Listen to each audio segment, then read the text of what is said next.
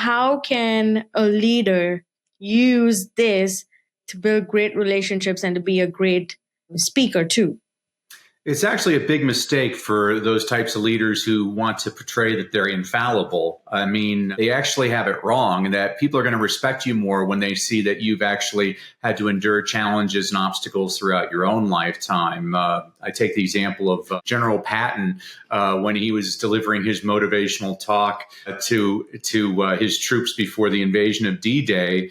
He said something that I always loved. He said, a lot of people say you should die for your country. I say, let the other guy die for his country. You want to survive. Well, statements like that would get a smirk out of his troops that made them love him. And so one of the things that I think differentiates me from a lot of these coaches is a lot of people say, reveal your darkest moments. And so I understand that a lot of leaders, they don't want to talk about their most traumatic moments. I don't want to talk about my most traumatic moments. But I do think that by infusing humor, you can actually get people to grin and say, oh, this is a person just like me. I mean, a lot of the speaking coaches I see, they'll talk about those dark moments, and there's three reasons why I resist that. First of all, the world just survived a global pandemic, Shika. I mean, everybody's had a lot of bad things happen to them. I don't think we need more stories of sorrow and pain. I think we need more stories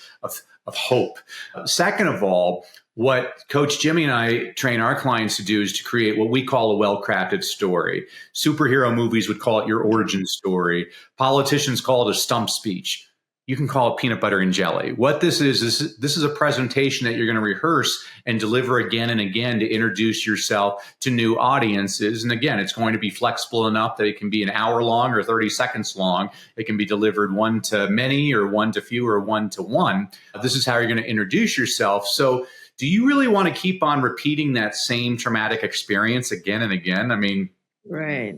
I have a friend, his daughter was killed in a school shooting. He's delivered that presentation over 1,000 times. I mean, you have to be a lot stronger than me to talk about the worst moment of your life and relive that again and again. Actually, I was working with a client once, and he's had a lot of bad things happen to him, and he doesn't talk about any of them.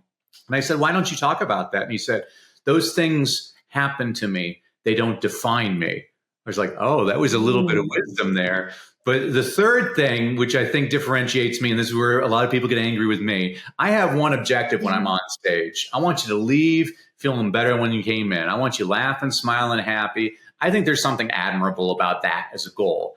I believe that people that tell the same sad story again and again, by the 20th time they're telling that story, now those are crocodile tears, and now they're being manipulative. And I'm not saying it's not an effective sales strategy. I mean, it's actually a very effective sales strategy. But I personally don't want to have to take a shower after I get off stage because I just manipulated my audience. There are actually ethical ways to persuade people to want to get to know you better. And so that's why I resist that kind of talk. I understand the leaders that don't want to share any vulnerabilities. And I'm not saying you have to talk about the day your mother died of cancer. I am saying, though, you should talk about like how you got in a fender bender on the way to work today, or how you had, when you first started off, your boss yelled at you for some little infraction.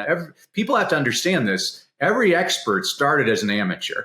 And so it's important for you as a leader to demonstrate that, because most of the people you're talking to are starting at that lower level, aspiring to reach your level.